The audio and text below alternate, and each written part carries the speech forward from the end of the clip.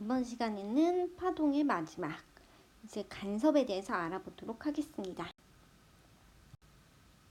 두 파동이 이제 파동이 전파되는 건 호이겐스 원리라고 해서요. 이 파동이 전파될 때 하나의 파면이 다시 자기가 전파원이 돼서 이렇게 진행한다라는 이야기인데요. 우리가 이렇게 호숫가에 돌멩이를 딱 던지면 이렇게 파동이 만들어지잖아요.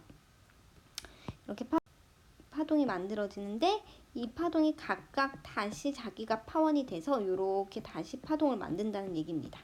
그러면 요거를 다 연결하면 또 하나의 파면이 만들어지는 거죠. 그럼 얘가 다시 또 이렇게 만드는 거예요. 그래서 앞으로 퍼져나갈 수 있습니다 라는 게 호이겐스의 원리입니다. 말이 조금 어려운데요. 그림을 그려보면 또 어렵진 않고요. 이 파원을 쭉 연결한 게 파면이거든요. 위상이 같은 점을 연결한 부분, 제일 위에 요거 같은 점을 쭉 연결한 부분이 파면이거든요. 만들어지는데, 자, 이번에는 파동의 중첩에 대해서 한번 이야기를 해볼게요. 두 파동이 만나겠죠. 간단하게 한번 설명을 해볼게요. 두 파동이 만나면 어떻게 될까요? 요렇게 두 개가 만나면 커지겠네요. 근데 얘네들은요, 이렇게 커지기만 하지 서로에게 영향은 주지 않아요. 각자 자기 갈 길 또 갑니다.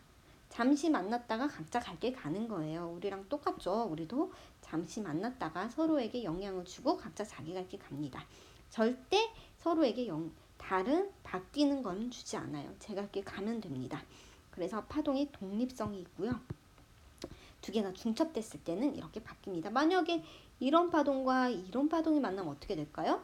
두 개가 만나면 이번에는 상쇄되겠죠. 그래서 이렇게 커지는 거 우리는 보강되었다 해서 보강간섭, 이렇게 없어지는 게 상쇄되었다 해서 상쇄간섭이라고 이야기를 하게 되었습니다. 그래서 보강간섭은요, 이렇게 똑같은 거 두 개 만나면 이렇게 커지는 거예요. 마루와 마루가 만나거나 골과 골이 만나면 커지겠죠? 반대로 마루랑 골이 만나면 두 개가 어떻게 돼요? 마치 없는 것처럼 되겠네요. 그래서 이런 거를 우리는 상쇄간섭이다 라고 이야기를 하게 되었습니다. 그래서 파동은요, 독립적이에요. 서로에게 잠시 합쳐질 뿐이지 본래의 모습은 그대로 유지하고 있는 것입니다.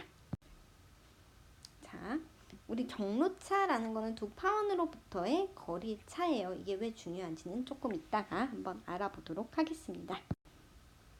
자, 이게 바로 물결파인데요. 우리가 실험을 하게 돼서 이렇게 수면에다가 두 개의 점에서 콩콩콩콩 찍어 본 거예요. 그랬더니 어떤 현상이 일어났냐면 바로 여기 이렇게 까만 줄 보이죠? 이렇게 까만 줄이 이렇게 짝짝짝짝 갈라지는 게 보입니다. 왜 까맣게 보일까요? 얘네들은 두 개가 바로 상쇄돼 버린 거죠. 그래서 이렇게 상쇄된 까만 줄 있죠? 여기 지금 두 번째 보이는 거지. 얘네들이죠?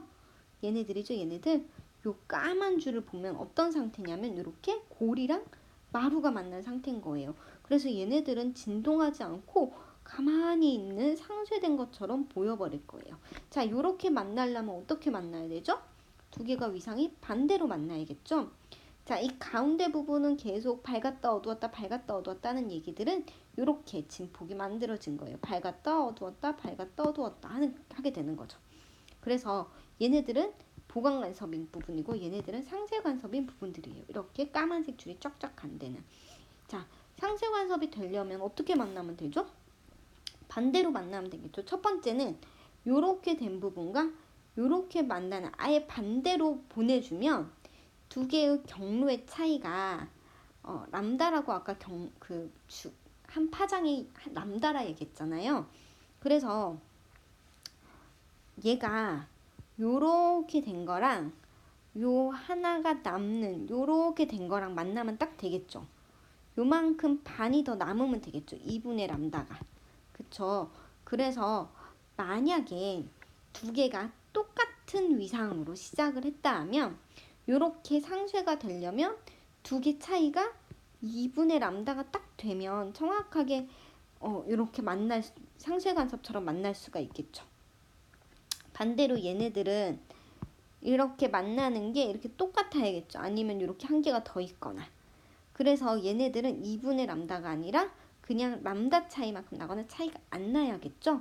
그래서 똑같은 모습으로 출발을 했다 하면 얘네들은 그냥 차이가 0이라던가 람다, 2람다, 3람다 이렇게 나야 될 거고요. 얘네들은 2분의 람다, 2분의 3람다, 2분의 5람다 이런 식으로 나야겠죠. 그래야 상쇄되는 지점을 찾을 수가 있겠죠. 그래서 지금 여기 써있는 이 긴 이야기가 아까 그 얘기입니다. 상쇄간섬이 되려면 아까 같은 모습이 나타나야 된다는 얘기예요. 보강간섬이 되려면 짝수배가 되면 된다라는 얘기예요. 자, 그래서 보강간섭은 왜 일어나고 상쇄간섭은 왜 일어날까라는 이야기를 조금은 더 깊게 찾아보면 됩니다. 그래서 이렇게 보면 여기도 보이죠? 이 까만 선 그리고 밝고 어두워지는 부분들 보이죠? 그래서 상쇄간섭이라고 하는 지점들을 보면 어딘지 찾아볼 수가 있겠죠. 여기 보면 여기 마디선이 여기 있죠. 그럼 P점은 마디선인 거죠. 그리고 Q점도 마디선인 거죠. 그래서 이렇게 여기서부터 여기까지 길이를 보면 우리가 한 주기를 한 그 람다 값을 알면 여기서부터 여기까지 그리고 여기서부터 여기까지가 몇 람다인지를 알 수가 있잖아요. 그걸 차이를 봤을 때 이게 2분의 람다가 남는지 아니면 그냥 람다가 남는지 이런 거를 다 따져보면 여기가